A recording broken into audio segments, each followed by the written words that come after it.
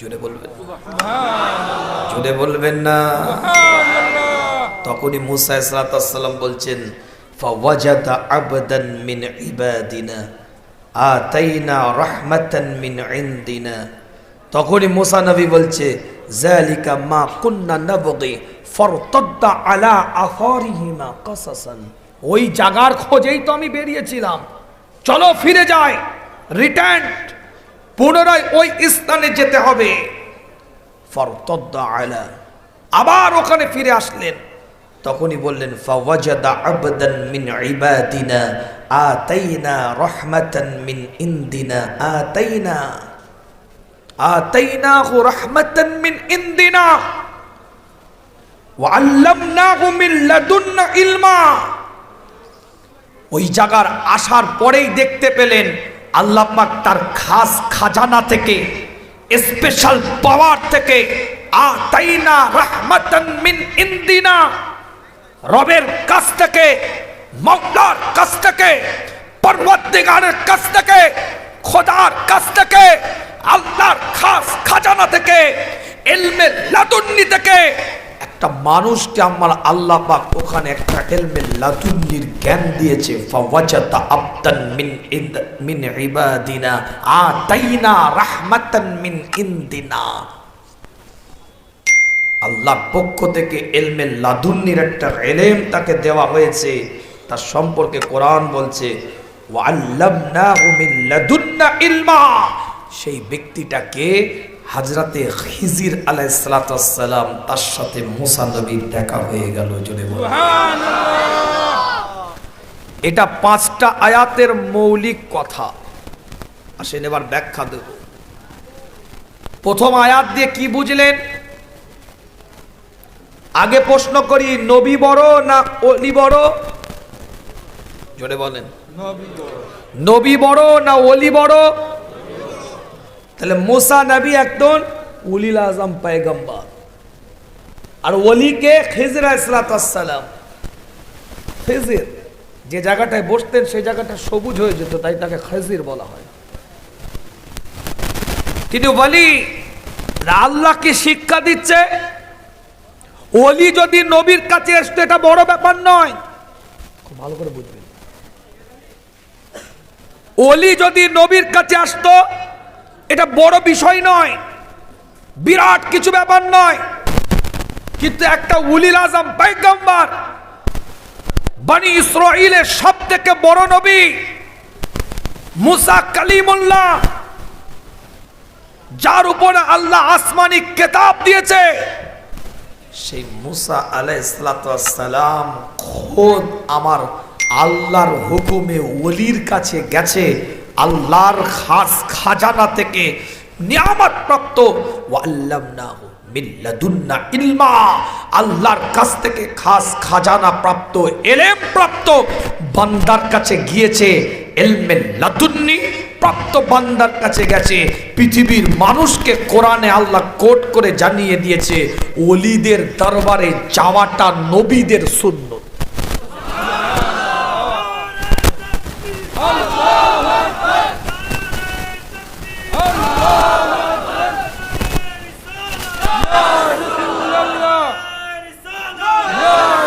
আমার কথা বোঝা যায়? আমার কথাটা কি বুঝাতে পারছি না বুঝাতে পারিনি? এবার ওলির দরবারে গিয়ে কি করবেন এর ব্যাখ্যা পরেই আসছি। যাওয়া যাবে কি যাবে না এটা আগে উত্তর দিচ্ছি আপনাদের। এখন আপনারা বলবেন ও তো মুসা নবীর কেস, ঠিক আছে, যুক্তি আছে আপনার কথা যে মুসা নবী গিয়েছে, কিন্তু কোরআন বললাম, কোরআন থেকে দলিল দিলাম। আচ্ছা বলেন, ওয়াইস কারনী নাম শুনেছেন? জোরে বলেন, ওয়াইস কারনী নাম শুনেছেন? আল্লাহ রসুলের জুব্বা মোবারকটা হুজুর কাকে দিয়েছিল? কি ছিল? সাহাবা না তাবি? সাহাবা না তাবি? ওয়াইস কারনী কি সাহাবা না তাবি? ওয়াইস কারনী হচ্ছে তাবি, রসুলকে দেখেনে, তাই তো নাকি? ওয়াইস কারনী হুজুরের জুব্বা পেয়েছে, হুজুরের জুব্বা পেয়েছে, খোদা আলী রাদিয়াল্লাহু তাআলা আনহু তার দরবারে গিয়ে জুব্বাটা দিয়ে এসেছে।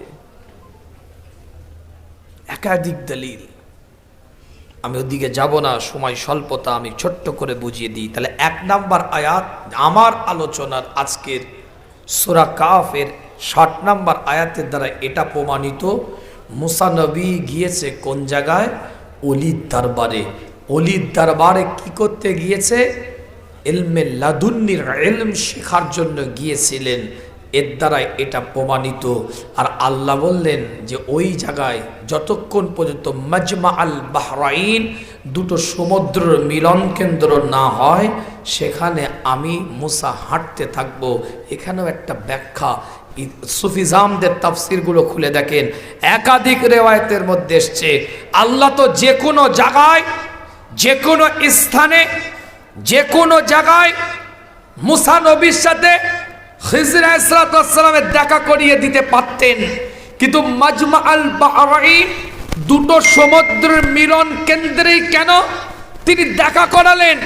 এর দ্বারাই একটা জিনিস প্রমাণ হচ্ছে, সুফিজামরা ব্যাখ্যা দিচ্ছে, প্রত্যেকটা সুফিজামদের কল বলছি, তরিকাতের যারা রিসার্চ করে, চিশতিয়া, কাদেরিয়া, নকশবন্দিয়া, মুজাদ্দিদিয়া তরিকাতের যারা সমাজের বুকে আমাদের জন্য রাহবার, আমাদের জন্য ইমাম, তরিকাতের ইমামদের বক্তব্য বলে দিয়ে যাচ্ছি, এই যে আল্লাহ পাক দুটো সমুদ্রের মিলন কেন্দ্রে যে দেখা করিয়েছে মুসা নবীর সাথে খিজর আলাইহিস সালামের, এর আরেকটা হিকমত হচ্ছে, যে জায়গায় তরিকাতের সমুদ্র আর শরিয়াতের সমুদ্র, অর্থাৎ তরিকাত আর শরিয়াত যে জায়গায় এক হচ্ছে, সেখান থেকে আল্লাহর ওলি তৈরি হচ্ছে। সুবহানাল্লাহ।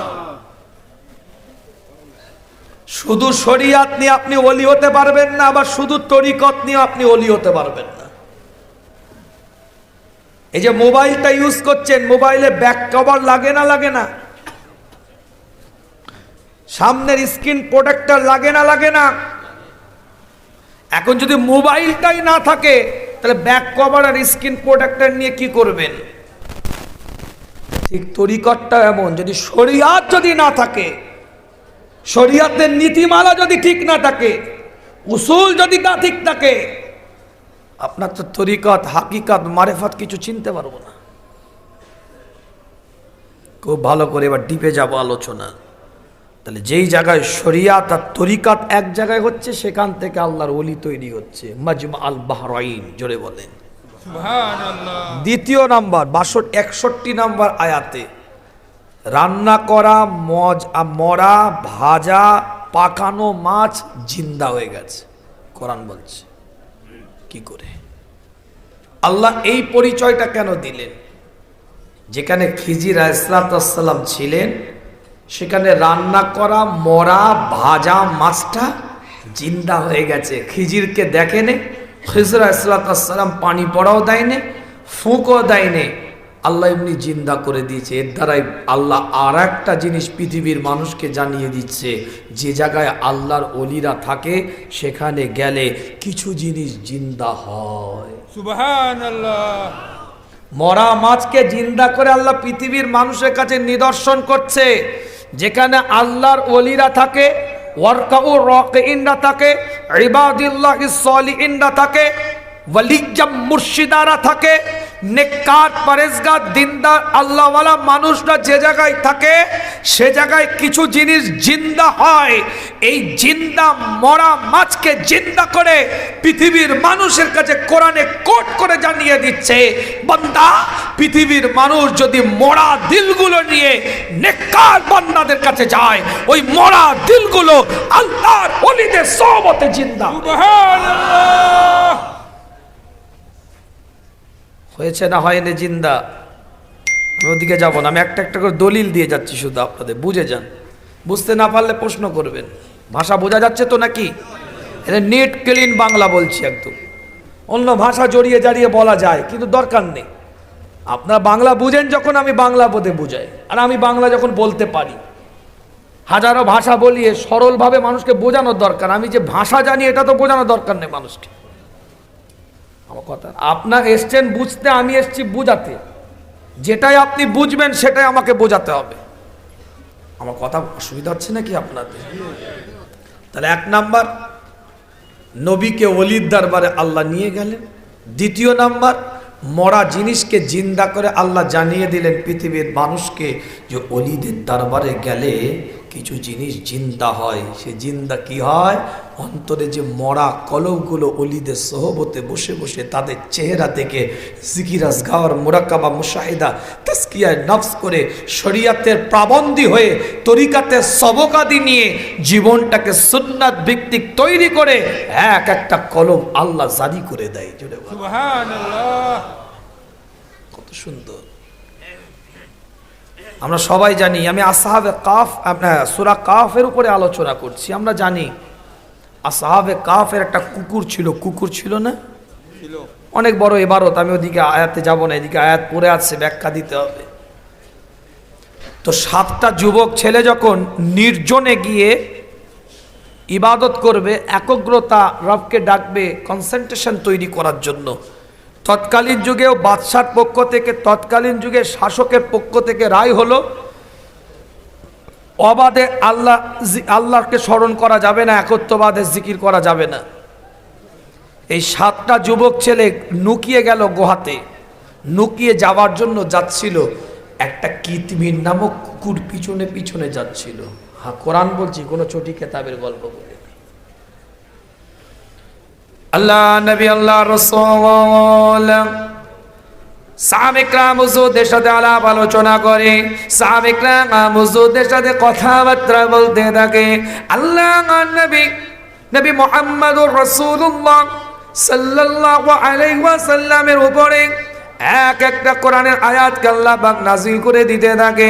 ছোট্ট ছোট্ট করে বলি আপনাদের খেদমতে, হুজুরের উপরে, তাজেদারে হারামের উপরে, মদিনার দুলালের উপরে এক একটা ইবারতকে আল্লাহ পাক নাযিল করতে থাকে।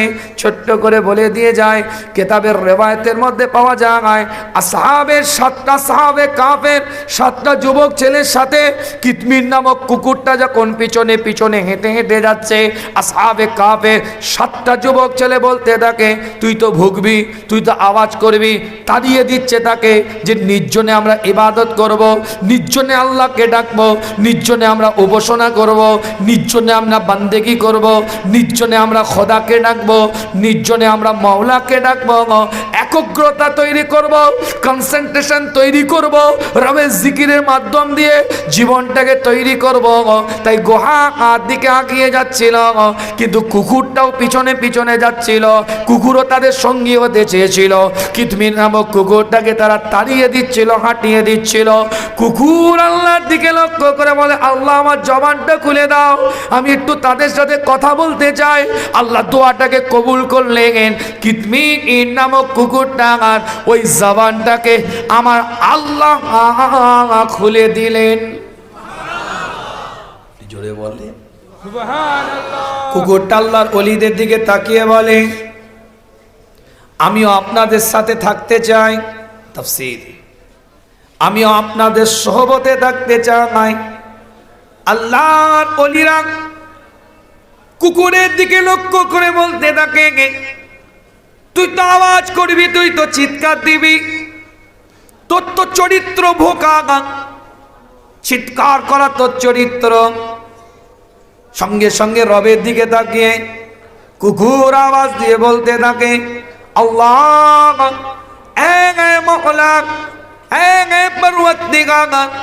আমার ভোকাটাই যদি, আওয়াজ করাটাই যদি ওলিদের সোহবতে থাকা বিরত করে, আমি যে আওয়াজ করি বলে, ভুকি বলে, চিৎকার করি বলে ওলিরা যদি তাদের সোহবতে আমাকে নিতে না চায়, আল্লাহ আমাকে ভোকাটাই ভুলিয়ে দাও, আওয়াজ করাটাকেই ভুলিয়ে দাও। আল্লাহ তুমি আমাকে বুবা বানিয়ে দাও। কিতমির নামক কুকুরের দোয়াটা আল্লাহ কবুল করে নিয়েছিলেন। একটা কুকুর ওলিদের সোহবতে থাকার জন্য ভোকা ভুলে যেতে চাইছে, তাদের চরিত্র চেঞ্জ করতে চাইছে, আওয়াজ করতে চাইছে না। তারপরেও কিতমির নামক কুকুরটা ওলিদের সহবতে থাকতে চায়, একটাই কুকুর জান্নাতে যাবে, সেটা আল্লাহর ওলিদের দোয়ার বরকতে, তাদের সহবতে থাকার কারণে একটা কুকুর আল্লাহ জান্নাতে দিবে, ওলিদের ওসিলায় জান্নাত পাবে। সুবহানাল্লাহ। তাফসীর খুলে দেখেন, একটাই কুকুর জান্নাতে যাবে, কারণটা কি? কেন জান্নাতে দিবে? কিসের জন্য আল্লাহ জান্নাতে তাকে প্রবেশ করাবে? আল্লাহর ওলিদের সাথে থাকার কারণে। কাটতে পারবে কোন আলেম? কথাটা কাটতে পারবে কোন আলেম? যত বড় মুহাদ্দিস হোক, মুফতি হোক, এ কথাটা কেটে দে, কোরআন থেকে দলিল দিচ্ছি। একটা কুকুর জান্নাতে যাবে, যাওয়ার কারণটাই হচ্ছে, কারণই হচ্ছে আল্লাহর ওলিদের সাথে ছিল, এজন্যই জান্নাত। আমার কথা কিছু বুঝতে পারছেন না? একটা কুকুর যদি, খুব ভালো করে বুঝবেন, কাল কিয়ামতের ময়দানে আল্লাহর ওলিদের সাথে থাকার কারণে, নেককার বান্দাদের সাথে থাকার কারণে, ইবাদিল্লাহিস সালিহিনদের সাথে থাকার কারণে, ওয়ারকাউ মা'র রাকিঈনদের সাথে থাকার কারণে, আল্লাহর নৈকট্য অর্জনকারী ব্যক্তিদের সাথে থাকার কারণে একটা কুকুর যদি জান্নাতে যাওয়ার দাবি রাখে, মনে রাখবেন, লাকাদ খালাকনাল ইনসানা ফি আহসানি তাকওয়িম, উত্তম পরিকাঠামোর দ্বারাই আল্লাহ আপনাকে আমাকে তৈরি করেছে। নিশ্চয় আপনি আমিও যদি ওলিদের সোহবতে থাকার মতন থাকতে পারি, আল্লাহর দরবারে দাবিও রাখতে পারি। কিন্তু দুঃখ তো অন্য জায়গায়। আমি বেশি ডোজ দিতে পারছি না, প্রথম বছর তো, আগে পিচটা দেখতে হবে। কথা বুঝতে পারলেন না? দুঃখ তো এই জায়গায়। আমিও তো একটা দরবারের সাথে জড়িত, উপমহাদেশের একটা বিখ্যাত দরবার, ফুরফুরা শরীফ, নাম শুনেছেন তো নাকি? ফুরফুরা পীর আবু বকর সিদ্দিকী রাহমাতুল্লাহ আলাইহি, তানার পীর ছিলেন সুফি ফাতে আলী ওয়াইসি রাহমাতুল্লাহ আলাইহি, কলকাতা মানিকতলায় শুয়ে আছে।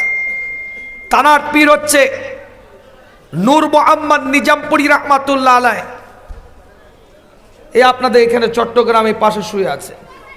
পার হলেই, বর্ডার ক্রস করলেই তানার পীর হচ্ছেন সৈয়দ আহমদ ব্রেলভী রাহমাতুল্লাহ আলাইহি, যিনি বালাকোটের শহীদ ছিলেন।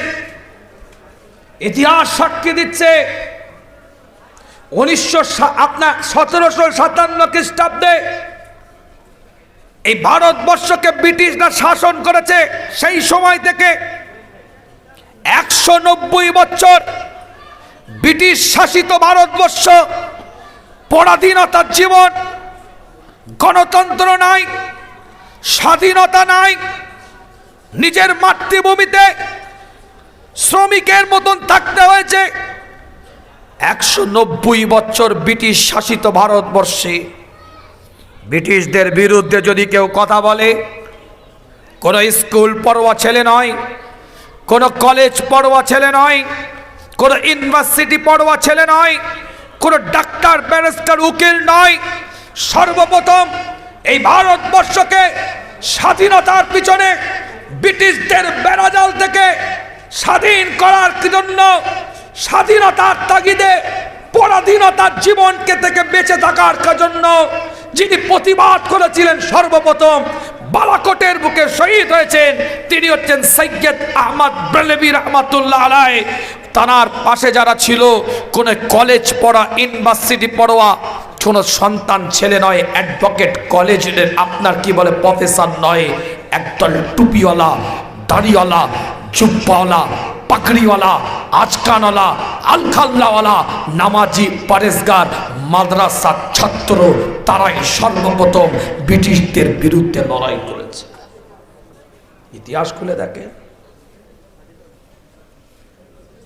তা আমিও তো একটা দরবারের সাথে জড়িত আছে, আমার তো কিছু অভিজ্ঞতা আছে। মুরিদ বলে দাবি করলে হবে না, আমি যেটা বলতে গিয়ে কথাটা বলছি আপনাদেরকে। অনেক সময় আমরা মুরিদ বলে দাবি করি, কিন্তু 50 বছর পীরের দরবারে যাওয়ার পরে কুকুর অলিদের সাথে থাকার জন্য নিজের ভোকা ভুলে যেতে চাইলো। 50 বছর অলির দরবারে যাওয়ার পর এখনো গীবত ছাড়তে পারলো না, এখন বড় চর্চা ছাড়তে পারলো না, এখনো পরনিন্দা ছাড়তে পারলো না, এখনো দাড়িটা একটু বড় হলো না, এখনো সুন্নতের পাবন্দি পেল না, নামাজে 5 ওয়াক্ত জামাত মসজিদে জীবন মুখ করতে পারলো না। কি ভাই কথা ঠিক বলছি না? তাহলে কিসের সোহবত ভাই?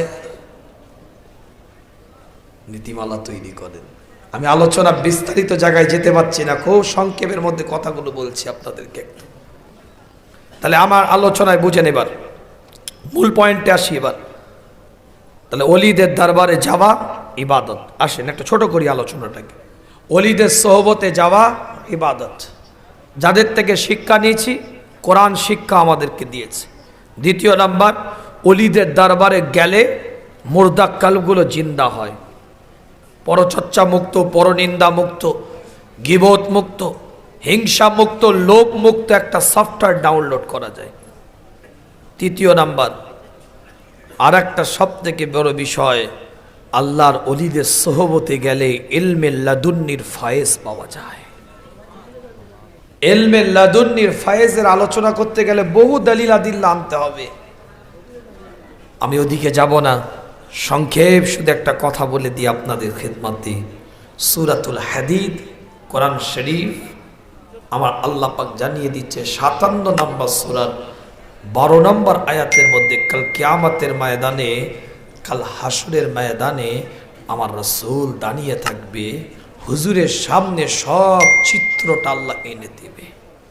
ইয়াউমা তারাল মুমিনিনা ওয়াল মুমিনাতি ইয়াসআ নূরুহুম বাইনা আইদিহিম ওয়া বিআইমানিহিম বুশরাকুমুল ইয়াউম জান্নাতুন তাজরি মিন তাহতিহাল আনহার খালিদিনা ফিহা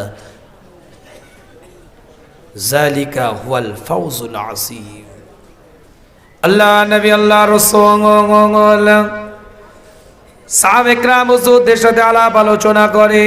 সরকারে কায়নাত, মদিনাত দুলাল, ইমামুল মুরসালিন, ইমামুল হুদা, ইমামুল কিবলাতাইন, হাবিব লবিব তবিব, সাহিবুল জুদুল কারাম, হায়াতুন নবী, জিন্দা নবী, সবুজ গম্বুজের নিচে হুজুর আমার ঘুমিয়ে আছে। আল্লাহ নবী, নবী মুহাম্মদুর রাসূলুল্লাহ সাল্লাল্লাহু আলাইহি ওয়াসাল্লাম জানিয়ে দেয়, কাল কিয়ামতের ময়দানে, কাল হাসরের ময়দানে তাম বিশ্বটা যেদিন তাবাহ হয়ে যাবে, ধ্বংস হয়ে যাবে, শেষ হয়ে যাবে, চূর্ণ বিচূর্ণ হয়ে যাবে, আল্লাহ পাক কাতারে কাতারে মানুষগুলোকে দাঁড় করিয়ে দিবে। দুটো দলের মানুষ তৈরি হয়ে যাবে। এক আল্লাহর নবী, আল্লাহর রাসূলকে আল্লাহ পাক মাকামে মাহমুদ নামক একটা সিংহাসন আল্লাহ পাক দান করে দিবে।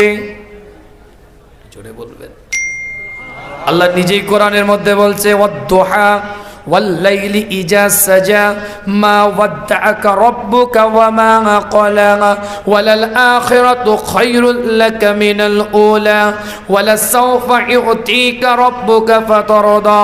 نبي রসূল মুস্তাফা তাজেদারে হারাম, আপনাকে দুনিয়াতে যে আমি মাকাম দিয়েছি তার থেকে আলা মাকাম আখিরাতে আপনাকে দান করব।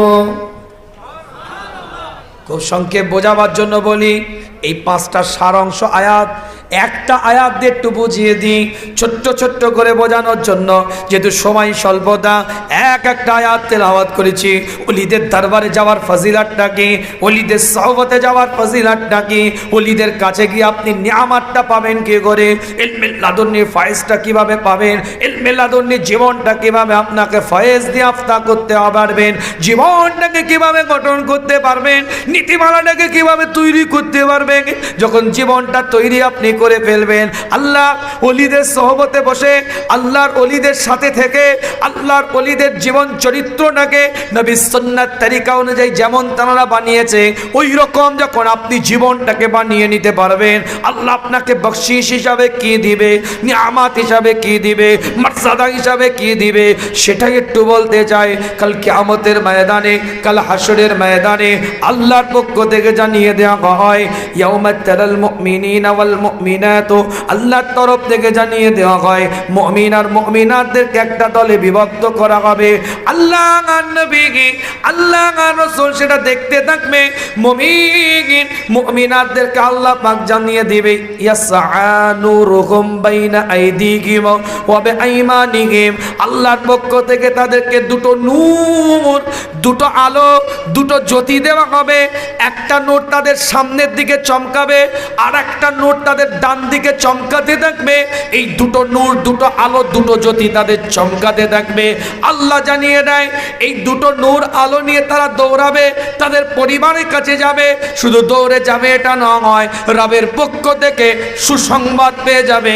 বুশরাকুমুল ইয়াউম, আল্লাহ পাক জানিয়ে দেবে বান্দা আমি আল্লাহ তোমাদের জন্য সুসংবাদ দিয়ে দিলাম, জান্নাতুন তাজরি মিন তাহতিহাল আনহারু খালিদিনা ফিহা, আমি আল্লাহ তোমাদের জন্য একটা চিরস্থায়ী নহর প্রবাহিত জান্নাত আমি আল্লাহ তোমাদের জন্য তৈরি করে তোমাদেরকে দিয়ে দিলাম। শুধু তাই নয়, পরিষ্কার কোরআন জানিয়ে দেয় যালিকা হুয়াল ফাউজুল আযীম, আর এটাই প্রকৃত সফলতা।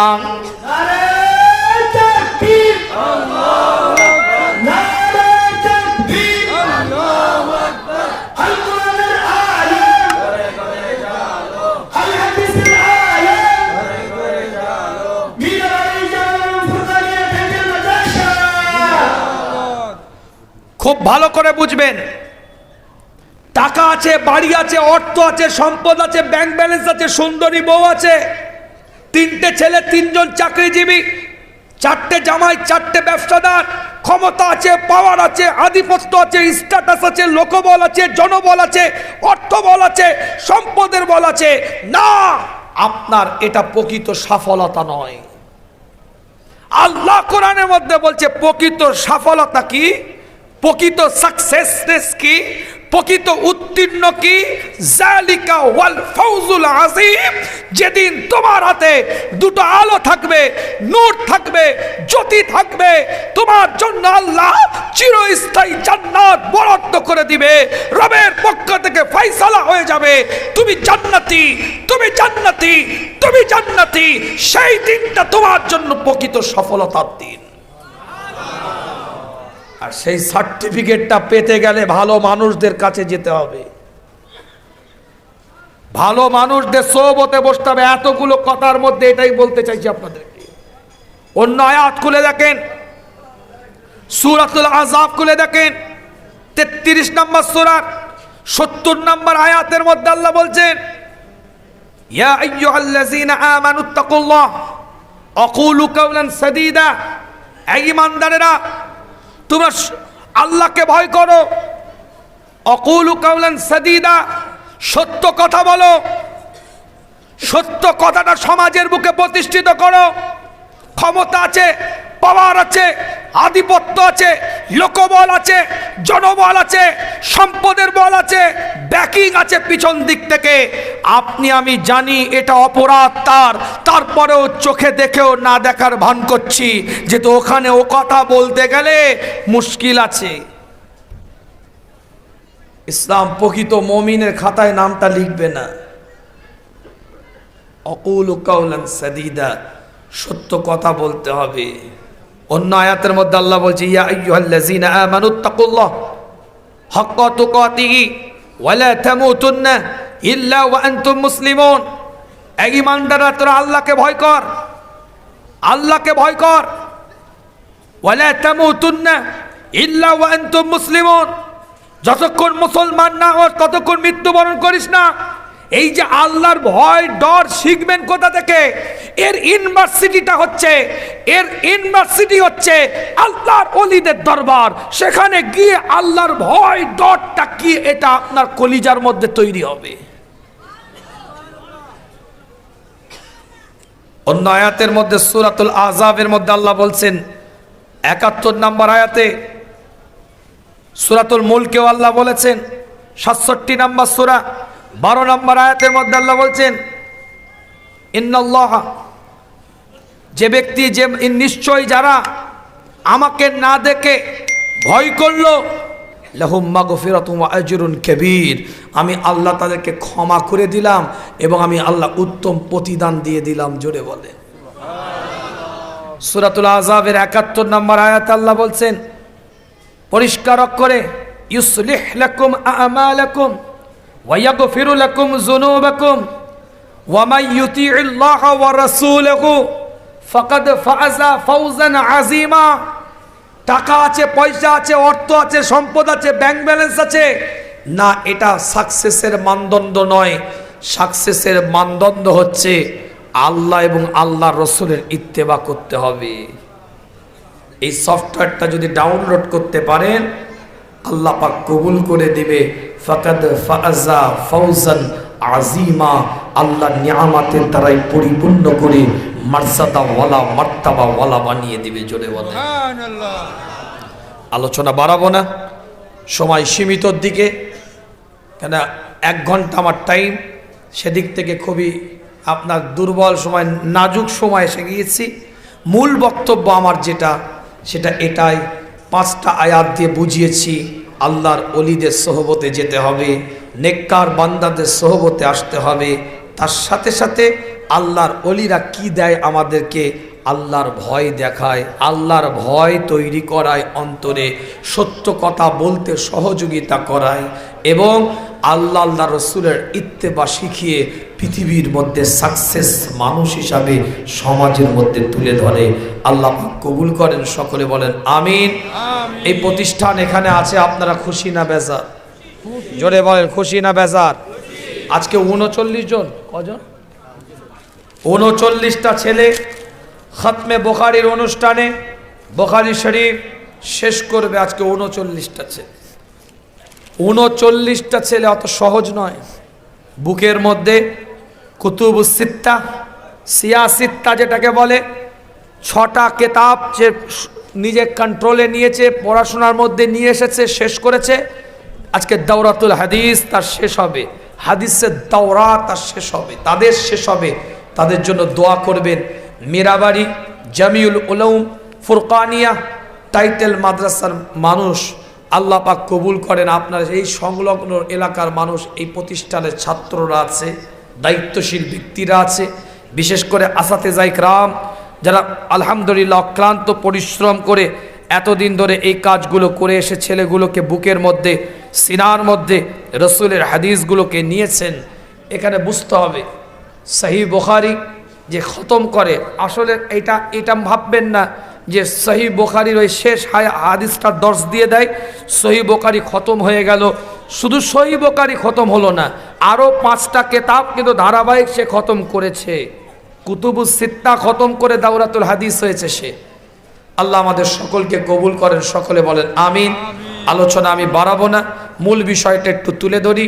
এই প্রতিষ্ঠানের জন্য এই সুন্দর পরিবেশ, ছেলেরা এখানে আছে, আমার পরপরই বিজ্ঞ দিকপাল পণ্ডিত আলেম আসবেন, আলোচনা করবেন।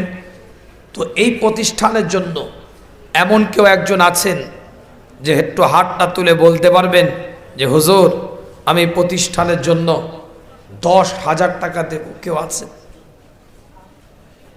মীরাবাড়ি জামিউল উলুম ফুরকানিয়া টাইটেল মাদ্রাসার জন্য এমন কেউ আছেন যে বলতে পারবেন হুজুর আমি প্রতিষ্ঠানের জন্য 10,000 টাকা দেব? একটু হাত তুলে বলা যাবে? আল্লাহ পাক কবুল করবে, নিয়ামতের দ্বারা পরিপূর্ণ করবে ইনশাআল্লাহ। কেউ আছেন 10,000 টাকা দেনেওয়ালা? পরে দিবেন, আস্তে আস্তে দিবেন, 1 বছর ধরে দিবেন। কেন এই সমস্ত প্রতিষ্ঠানগুলো আমাদের সাথে একটা সম্পর্ক আছে ভাই, পরিষ্কার কথা। কি সম্পর্ক? আমাদের পূর্বপুরুষদের সাথে এনাদের পূর্বপুরুষদের একটা টাচ আছে। সেই সম্পর্ক তাগিদে আমারও শরিক হওয়া দরকার। টাকা দিয়েও যদি শরিক না হতে পারি, খেদমত করেও শরিক হওয়া দরকার। দেখি একজন হাত তুলে বলেন, হুজুর আমি এই প্রতিষ্ঠানের জন্য 10,000 টাকা দেব। কেউ আছেন?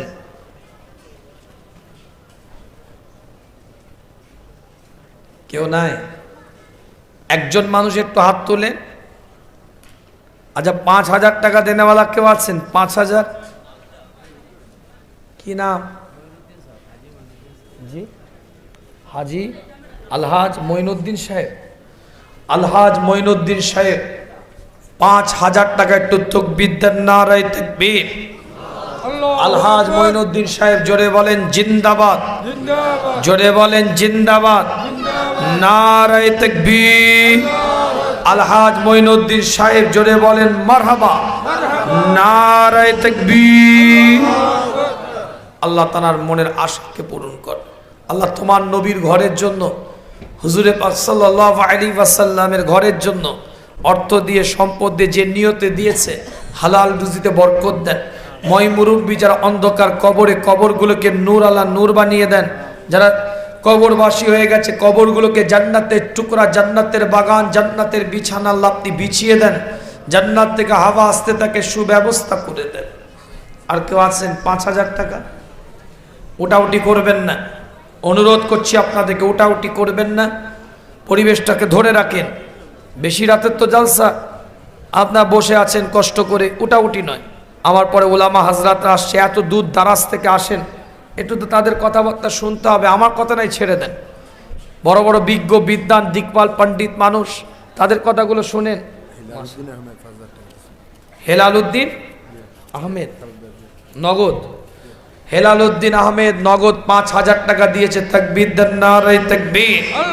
হেলালুদ্দিন আহমেদ জোরে বলেন জিন্দাবাদ, জোরে বলেন জিন্দাবাদ, নারায়ে তাকবীর। হেলালুদ্দিন আহমেদ জোরে বলেন মারহাবা, জোরে বলেন মারহাবা, নারায়ে তাকবীর। আল্লাহ পাক হেলালুদ্দিন আহমেদ ভাই যে উদ্দেশ্য নিয়ে দিয়েছে, নেক উদ্দেশ্যকে আল্লাহ আপনি পূরণ করে দিন। কবরবাসী যারা, তাদের ময় মুরব্বীরা, কবরগুলোকে নূর আলা নূর বানিয়ে দিন। জান্নাতের টুকরা, জান্নাতের বাগান, জান্নাতের বিছানা বিছিয়ে দিন। পরিবারে যারা হায়াতে আছে, সুস্থতার সাথে হায়াতকে দারাজ করে দিন আল্লাহ। আর কেউ আছেন? 5,000 টাকা। তৃতীয় নাম্বার, আল্লাহ নবী, আল্লাহ রাসূল হযরতে বেলালের দিকে তাকিয়ে বলে, বেলাল তুমি আল্লাহর রাস্তায় দান করো। কোন বেলালের দিকে লক্ষ্য করে হুজুর বললেন যে বেলালের শরীরটার মধ্যে কেবল মাত্র একটাই 70 টাকার মতন কাপড়। সেই বেলালের দিকে লক্ষ্য করে আমার রাসূল এলান করে দিলেন, বেলাল তুমি আল্লাহর রাস্তায় দান করো। কেউ নাই? কি নাম? চাচাজির নাম কি চিনেন ওনাকে? ইয়াসিন আলী, ইয়াসিন আলী চাচাজি, আল্লাহ কবুল করেন। এখানেই বাড়ি। ইয়াসিন আলী চাচাজি 5,000 টাকা। জোরে বলেন মারহাবা, জোরে বলেন মারহাবা। ইয়াসিন আলী চাচাজি জোরে বলেন জিন্দাবাদ, জোরে বলেন জিন্দাবাদ, নারায়ে তাকবীর।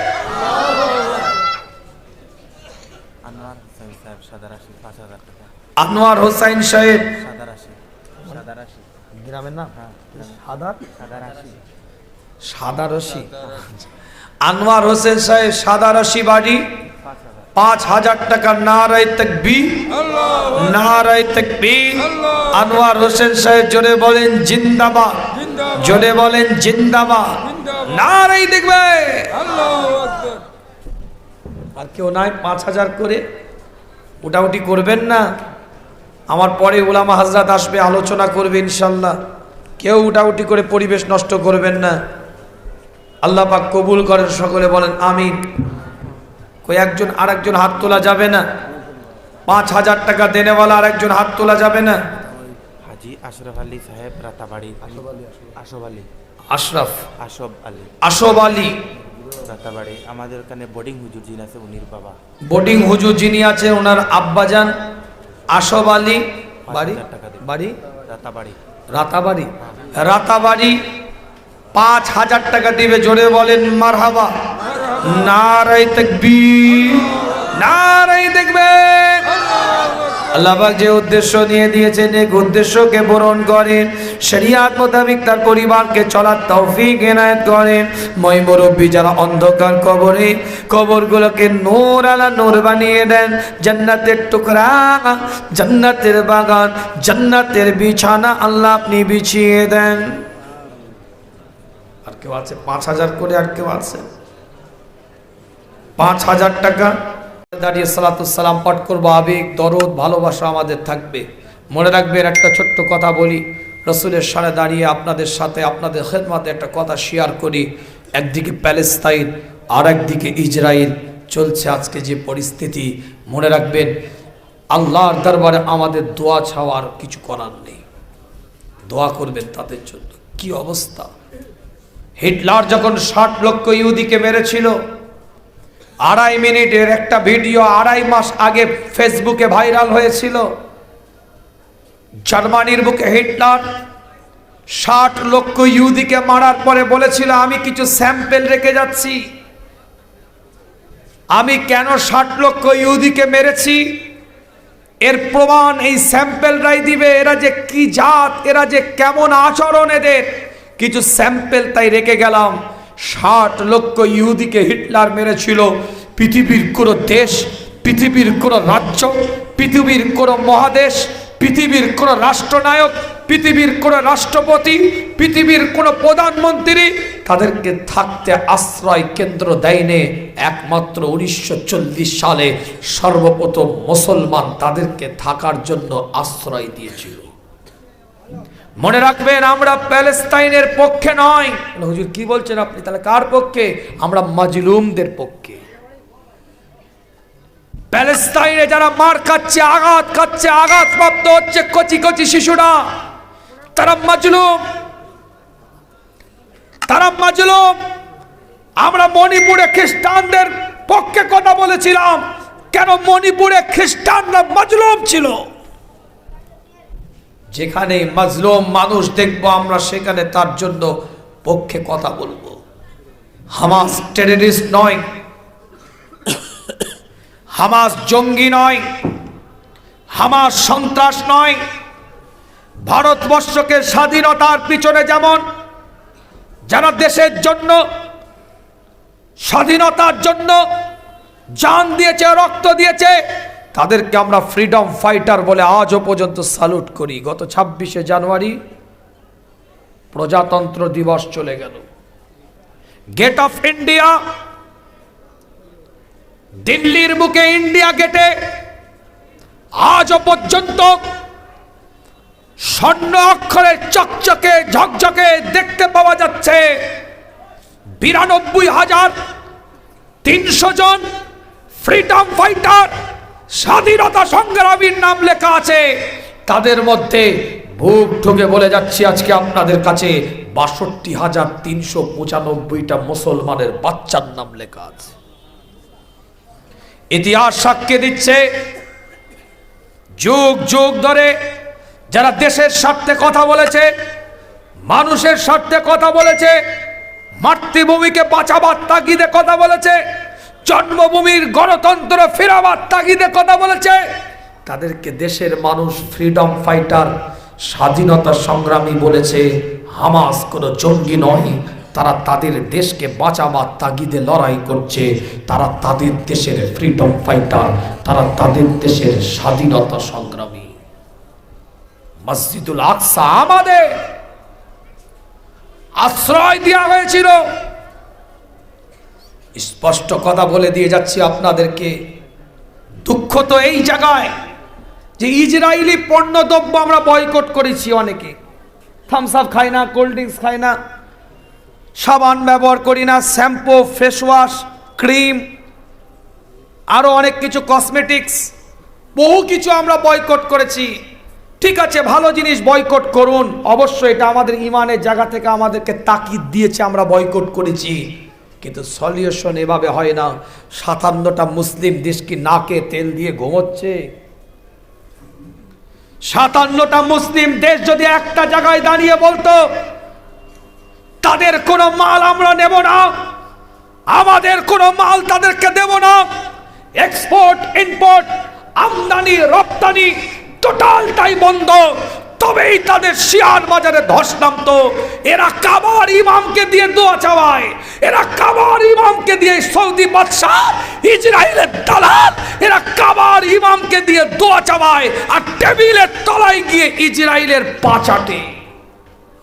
তাই সেদিনে সেমিনারে বক্তব্য দিতে দিতে আমি বললাম, মুম্বাইয়ে, দিল্লির বুকেও একটা সেমিনারে বক্তব্য দিতে দিতে বললাম, ইসলামের ক্ষতি কোনো কাফের যতটা করেছে, মুশরিক যতটা করেছে, বেদিন যতটা করেছে, তার থেকেও বড় ক্ষতি করে গেছে একদল মুনাফিক মুসলমান।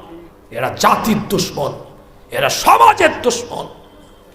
এদের টুপি আছে, দাড়ি আছে, জুব্বা আছে, পাগড়ি আছে, আজকান আছে, আলখাল্লা আছে, নামাজ আছে, রোজা আছে, হজ আছে, যাকাত আছে, ইবাদত আছে, জিকির আছে, সব আছে, কিন্তু এদের ঈমান নাই।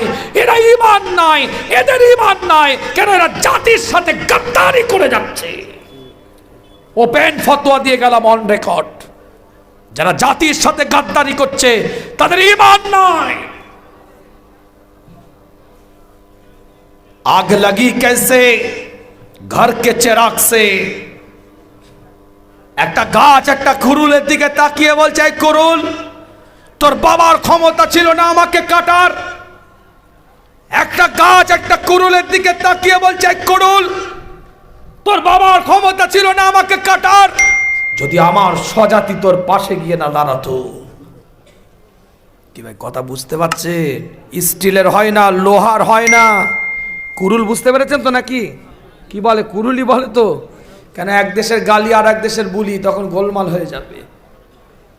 মনে রাখবেন, স্পষ্ট কথা বলে যাচ্ছি আপনাদেরকে, স্টিলের হয় না, সিলভারের হয় না, কুরুলের বাট্টা ওটা কাঠেরই হয়।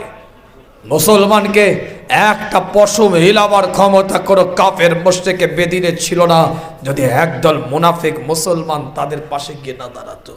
তাসলিমা নাসরিনটা কে? সালমান রুশদিটা কে? কথা বলে না কেন এরা? আমার কথা কিছু মুসলমান আর নেই, শেষ হয়ে গেছে মুরতাদ হয়ে। হাত জোর করে বলি, এতে যদি খুশি না হন, আমি মুজাদ্দেদের জামানের বাড়ির আওলাদ, সিদ্দিকে আকবরের খুন আমার শরীরের মধ্যে আছে, আমি কুরাইশ খানদানের মানুষ, অহংকার করছি না। ওয়া আম্মা বিনিআমাতি রাব্বিকা ফাহাদ্দিস, আল্লাহ শুকরিয়া আদায় করে বলছি, আপনাদের পায়ে ধরে দলাদলি বন্ধ করে ইউনিটি করার চেষ্টা করেন, একতা করার চেষ্টা করেন। মাসলার জায়গায় মাসলা থাক, মৌলিক জায়গায় একটা প্ল্যাটফর্ম তৈরি করেন। কি ভাই কথা ঠিক বলছি না? মাসলা যার যার, ইসলাম সবার, এই স্লোগানে আগিয়ে যান। ইউনিটি তৈরি করেন, একতা তৈরি করেন। যত মাসলার ইখতিলাফ, কিসের ইখতিলাফ বলেন? মুস্তাহাসান মুস্তাহাব, খুব জোর সুন্নতে জায়েদা, সুন্নত মুআক্কাদা নিয়েও ইখতিলাফ নেই, মুস্তাহাসান মুস্তাহাব, খুব জোর সুন্নত জায়েদা।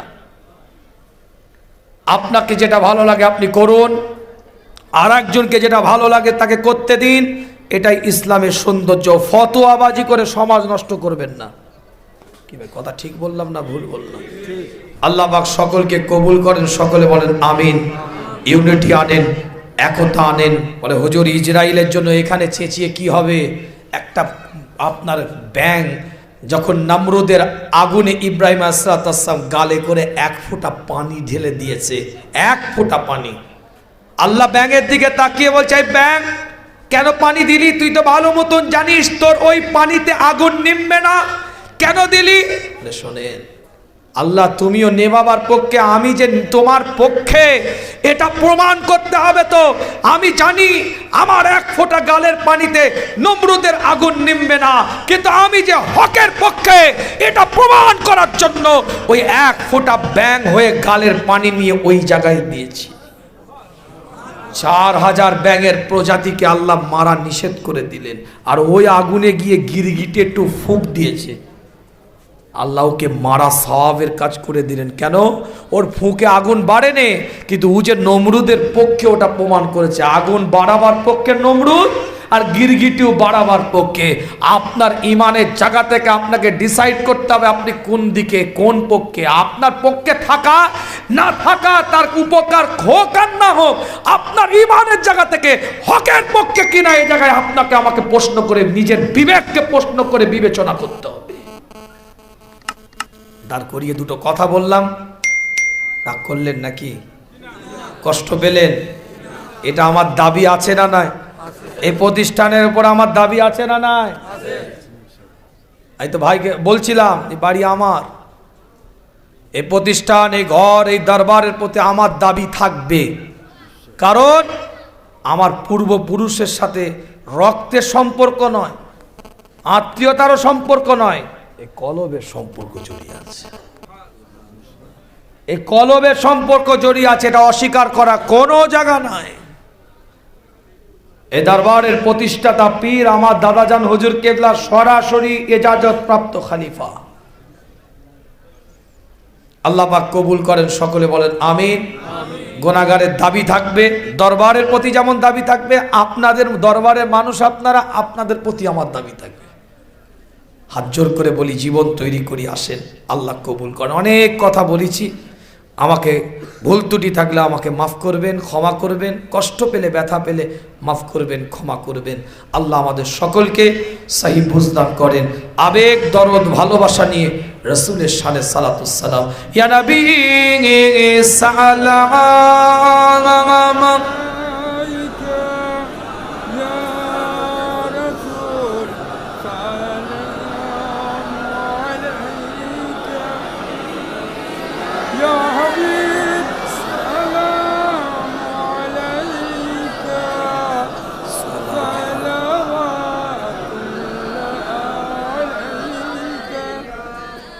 सबा घर जाना मदीना,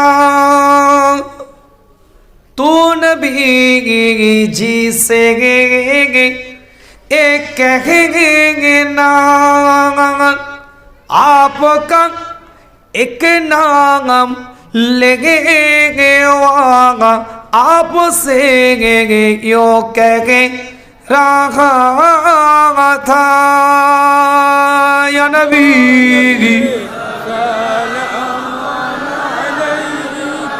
या रसूल या हबीब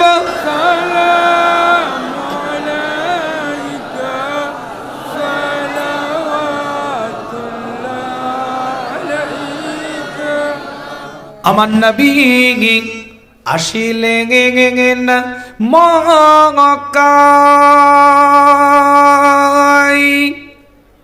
হামেশা থাকিতেন হেরাই, কাঁদিতেন উম্মাতের মায়ায়, এখনো কাঁদেন মদিনায়, ইয়া নবী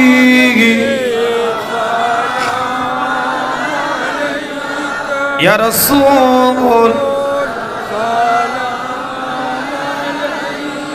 ইয়া হাবিব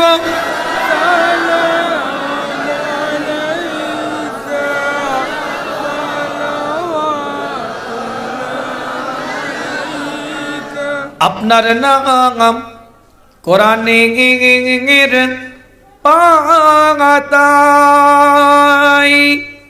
আপনার নাম হাদিসের পাতায়, আপনার নাম আরশে মুগল্লাই, আপনার নাম মুমিনের কলি যায়, ইয়া নবী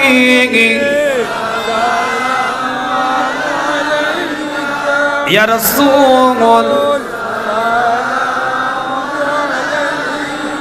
ইয়া হাবিব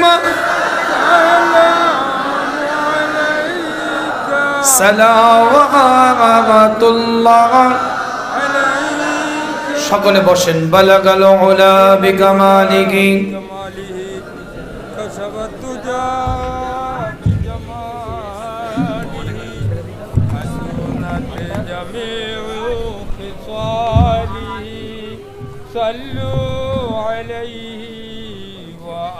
মাশাআল্লাহ। উলামা হযরতরা আছে, আলোচনা করবে। গুনাহগারের জন্য একটু দোয়া করবেন। কিভাবে আমার কথা রাগ করলেন আপনারা, কষ্ট পেলেন? সকলে দোয়া করবেন, আল্লাহ যেন কবুল করেন। বহু প্রতিষ্ঠানের সাথে আল্লাহ জড়িয়ে রেখেছে, আপনাদের মতন বহু প্রতিষ্ঠানের খেদমত করতে হয়। ভাই গেছেন, সবই জানেন।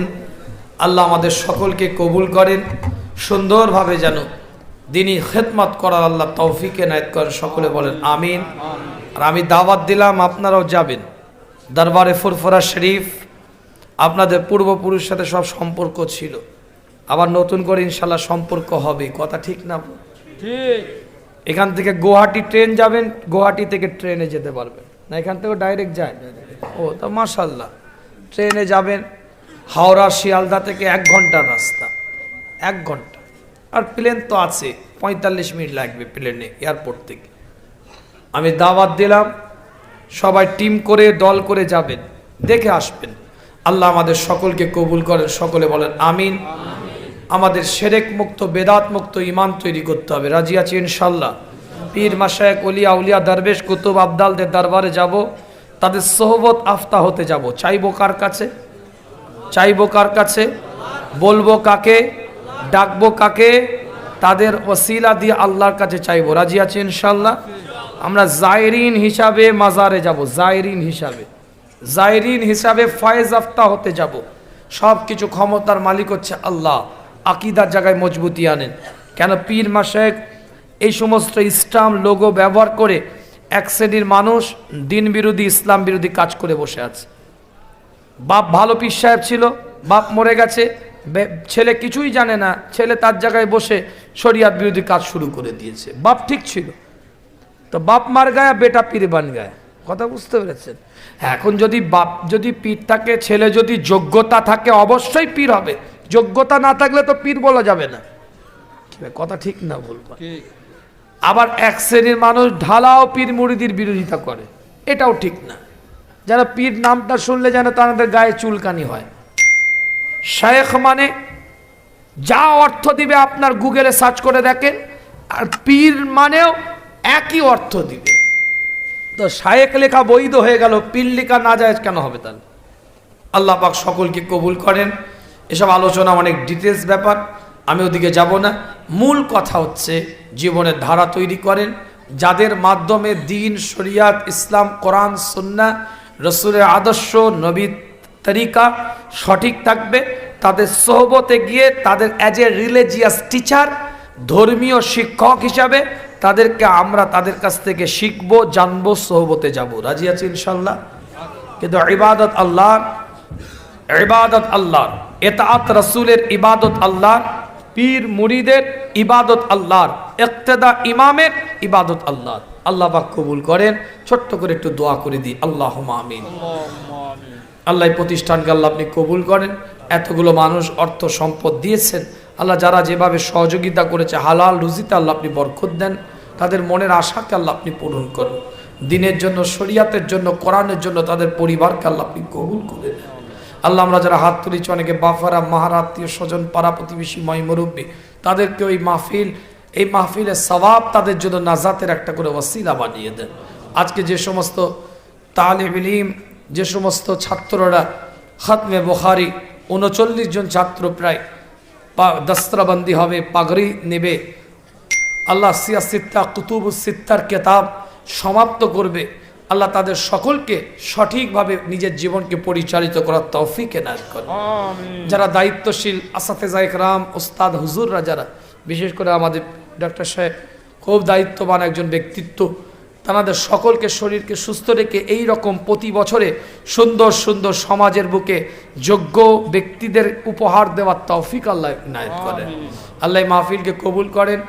এই মাহফিলে পূর্বপুরুষ যারা এই প্রতিষ্ঠানকে গড়ে গিয়েছেন, এই দরবারকে গড়ে গিয়েছেন, তাদের সকলে আরওয়াহ পাকের সওয়াবখানা পৌঁছে দেন। আল্লাহ আমাদেরকে কবুল করে নেন। আল্লাহ আমাদের জন্য জাহান্নামকে হারাম করে দেন, জান্নাতকে ওয়াজিব করে দেন, আপনার নবীর শাফাআত মুকদ্দার করে দেন। যেদিন হাউজে কাউসারে পানি ছাড়া কোনো পানি থাকবে না, সেদিন আপনার রাসূলের হাতে পান করার তৌফিক এনায়েত করেন। যেদিন আল্লাহ আপনার আরশে আজিমে ছায়া ছাড়া কোনো ছায়া থাকবে না, সেদিনে ছায়ার তলে ব্যবস্থা করে দেন। ইয়া আল্লাহ আমাদেরকে বিনা হিসাবে জান্নাত দিও আল্লাহ। আল্লাহ আমাদের হিসাব নিলে আমরা পেরে উঠতে পারবো না, তোমার দরবারে দাঁড়াতে পারবো না। আল্লাহ আমাদের বিনা হিসাবে জান্নাত দিও আল্লাহ। ছেলে না কাঁদলে মা দুধ দেয় না, আল্লাহর বান্দা না কাঁদলে আল্লাহর রহমত পাওয়া যায় না। মুমিনের চোখের পানি আল্লাহর দরবারে জমা থাকে। চির হাসি হাসতে যদি চান, দুনিয়ার বুকে কেঁদে নেন। আল্লাহর নবী বলে, জাহান্নামবাসীরা এত কান্না কাঁদবে, তাদের চোখের অশ্রুর দ্বারাই বড় বড় নদী বয়ে যাবে, সে কান্নায় কোনো ফায়দা হবে না। যে চোখটা দিয়ে আল্লাহর মহাব্বতে, রসুলের মহাব্বতে মাছির মাথার পরিমাণ অশ্রু বেরিয়ে যায়, ওই চোখটাকে আমার আল্লাহ জাহান্নামের আগুনের জন্য হারাম বানিয়ে দেয়। আমিন। আল্লাহুম্মা আনতাস সালাম ওয়া মিনকাস সালাম, তাবারাকতা ইয়া যাল জালালি ওয়াল ইকরাম। ইয়া আল্লাহ আপনি কবুল করেন। আল্লাহ আমার মুসাফির হালাতের দোয়াকে আল্লাহ আপনি কবুল করেন। আল্লাহ আমাদেরকে মাফ করে দেন। বাচ্চা কাচ্চাগুলো দ্বীনি ইলম, দ্বীনি শিক্ষা সাথে আল্লাহ প্রত্যেকটা যুবক ছেলেগুলোকে আল্লাহ আপনি ওলি বানিয়ে দেন। আল্লাহ আমার মুরব্বী চাচাজিগুলো কত আবেগ নিয়ে বসে আছে, আল্লাহ তাদের হায়াতকে দারাজ করে দেন, সুস্থ করে দেন আল্লাহ। আল্লাহ প্যালেস্তাইনের কচি কচি বাচ্চাগুলো হেফাজত করো আল্লাহ। তুমি কুদরতি মদত না দিলে তারা মাথা তুলে দাঁড়াতে পারবে না আল্লাহ। তোমার পক্ষ থেকে কুদরতি মদত দাও আল্লাহ। আল্লাহ তাদেরকে আল্লাহ তুমি তাদের মাতৃভূমি ফিরিয়ে দাও আল্লাহ। যদি বলেন না আল্লাহুম্মা আমিন। হে দিল দে মানে ইয়া আল্লাহ, হে দিল দে মানে ইয়া আল্লাহ। আল্লাহ কবুল করো বিরহমাতিকা ইয়া আরহামার রাহিমিন। কালিমা তাইয়্যিবা লা ইলাহা ইল্লাল্লাহু মুহাম্মাদুর। উঠাউঠি নয়, সকলে একটু বসেন। একের পর উলামা হযরতরা আছে, আলোচনা করবে। আসসালামু আলাইকুম ওয়া রাহমাতুল্লাহ।